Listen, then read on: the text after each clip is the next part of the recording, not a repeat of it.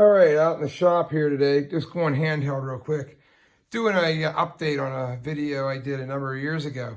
It was on the Harbor Freight bar clamps. They actually work pretty well. The weak link is the handle. And let me show you another one I did here. Get it up here. Okay, what works out real well is before you even use them, tear it apart. There's a pin in there. Drill that out for a 1024, 1032. I got 1032s around here. Cap screw. And I like the kind that have they're smooth. There's a little bit of, about 3/4 of an inch non-threaded, which is nice. Gives you a nice smooth shaft. Because what you're doing is you're making a nice pivot. That's the weak link that breaks. Other than that, these things are, they hold up well. They have good gripping power.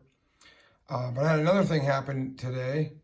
Another one, a little change right here. Now this one wasn't updated, shame on me.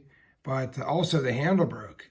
So what I did was, there's the piece of handle right there.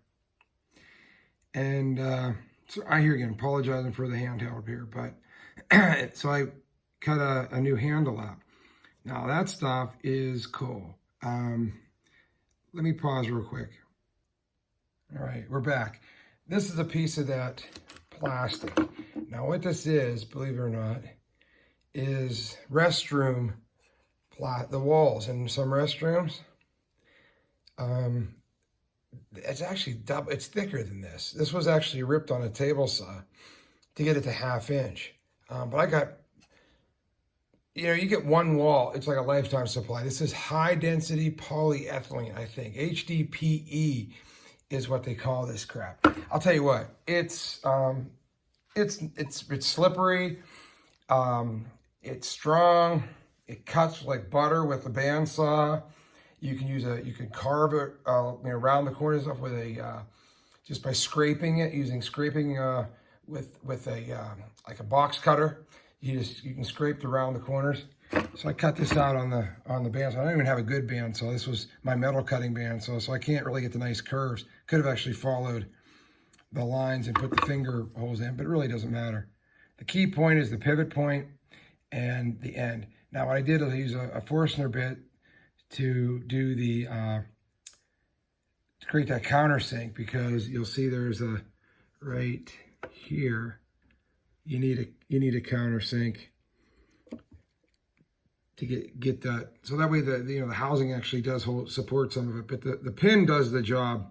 The earlier versions didn't have a substantial area like that, and those will snap off too. I mean, trust me, that's where it snaps. It puts a lot of pressure. The pin they put in there doesn't go to the outside, so it snaps. But get a little longer than I wanted to. But basically, this goes in there, fits, and you put it together, and you end up with a working clamp.